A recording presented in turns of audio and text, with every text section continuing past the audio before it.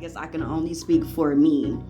I feel like the way that they pretty much kind of like changed the characterization of Namor for the movie, and how they changed his backstory to have like a Mesoamerican, vibe or whatever. It's like I feel like that is something that has not been explored, and I wanted to talk to y'all about, like how y'all felt about it. If you felt like if it was a good depiction, if it was like not accurate, or because we don't really see that. And then like another thing that I wanted to talk about is kind of just like the whole juxtaposition of like black people versus like Hispanic people, and like how the colonizers, quote unquote, in the movie kind of like pitted them against one another. You know what I mean? Like, That is also a take I was actually interested in as well, near the juxtaposition between like how how indigenous people, at the same time or similar times all receive the heart-shaped herb, but also face similar persecution from, like you said, the colonizer or the European settlers of the time, and how that affected, their way of life, essentially. That was one thing I noticed big time too, in playing the movie, and like you said, how the Wakandans and the Atlanteans were pitted against each other. Some, and for parts of it accidentally, and then I think in some parts of it purposefully. As far as plot wise goes. So I definitely am with you on that, Nia. There's a lot of interesting tidbits. There's a lot of, for me, references to atheism, especially with the whole plot with Shuri, and a lot of stuff about grief. Grief and mourning runs rampant through the whole movie as like a theme that ties the movie together as well. But I think that's the most obvious one. I think if you don't get that one, then you really don't get the movie. But the atheism part of the movie as well. So it's funny because you mentioned like how Sherry was in the beginning of the movie. I went through something similar to where I begged God to save one of my cousins as she was dying of cancer. And when it didn't happen, it made me completely reject religion. And it was like, oh, so if good people can die, like, and I'm begging you to save this good person. Oh, fuck you. Fuck you, you don't exist to me. And so I can see the pain that she was going through. I felt that. I felt those being the first words spoken over a completely black screen. Like that shit, like from the beginning, that shit fucked with me.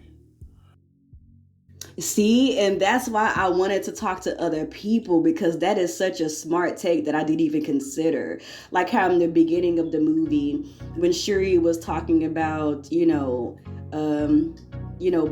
talking to Bast, like I will never, question you again if you could say my brother and blah blah blah. And then how after even when her brother passed away, like she just kind of like, shut down and just really like sank herself into her work. Like, man, see, I didn't even think about it like that, bro. Like that is such a good takeaway. My God. And I also love how you talked about the theme throughout the whole movie is like a theme of grief and loss. And like everybody keeps talking about how like, they stepped it up to where the women are like the main characters of the movie, and it takes away the importance of like, black men and their contributions. But I actually like largely disagree with that take. I feel like in this movie, like Queen Ramonda and Nakia, Okoye, Shuri, like to me, what I felt in the movie, that they are still very much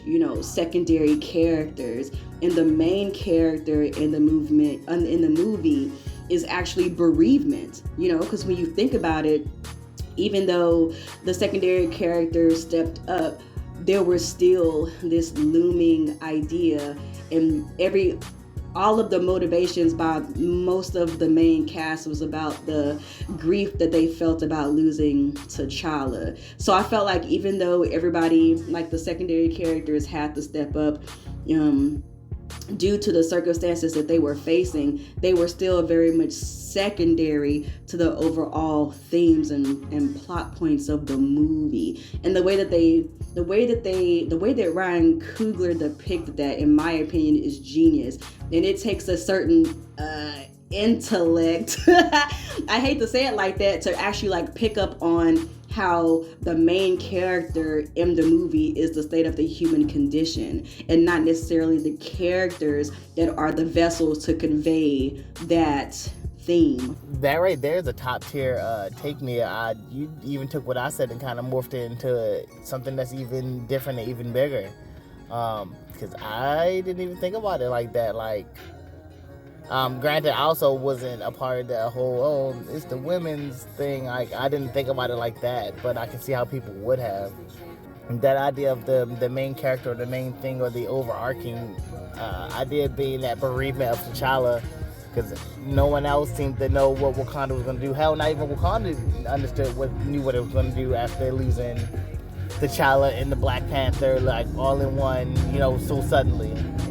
And so it was kind of everybody kind of figuring out what was next for them in that way of life for them, and what was going to happen next. So that's an interesting take right there, Nia. Like, the people that was like, oh, it's all about the women and they took the men out and blah, blah, blah. That's fucking dumb, because the entire movie felt like it was about, like, everybody's, the underlying feeling was the loss of the men that they loved in their life. When Okoye got in trouble, one of the first things she said was she gave up her husband for Wakanda. So it's like everybody talking about the things that they lost, the men that they lost in their lives, dealing with the years in Wakanda and what's going on, like since the death of King T'Chaka. It didn't make me feel like they were ignoring the men. It made me feel like the lack of the men not being there was a noticeable void. It's like, it wasn't a noticeable void. Like, it didn't mean they weren't powerful. It didn't mean they weren't strong, but there was a love there was a love there that they were missing. There was something that was missing, and it affected all of them. That's exactly how I felt about the movie. Like, you took the words out of my mouth. Like, I'm a woman and I can be like, oh yeah, that's like some feminist bullshit, whatever. Like, I've been vocal in some instances about, okay, this is like feminist bullshit. You know what I mean? But in this case, even though there were a lot of capable Black women on the screen, this was not a Black girl magic movie. Because like you said, Henry, yes, they were capable. Yes, they were intelligent. Yes, they used their smarts and their wits about them to, become victorious at the end of the movie. But even though they were victorious in saving Wakanda, there were still, like you said, there were still a void. Something was missing, because at the end of the day, it was the love of the men that they've lost in the movie that kept them going. And even when you think about characters like, for example, M'Baku, he was a complete fucking buffoon in the first movie. But the way that they allowed him to still, retain the comic relief from the first movie, but still made his strength wisdom instead of brute force, like in the first movie, I feel like that is a multi-layered example of a Black man being masculine. You know what I mean? Like, not only is he a strong person physically, he showed that mentally he is strong, he is wise, he understands that even though he don't fuck with the throne like that, he understands that at the end of the day, the person that they lost was somebody who could connect the bridges between, the Wakandans, the Jabari, the world. But he understands that even though he don't give a fuck about the throne, he himself is a leader. And what Wakanda needed most was a leader.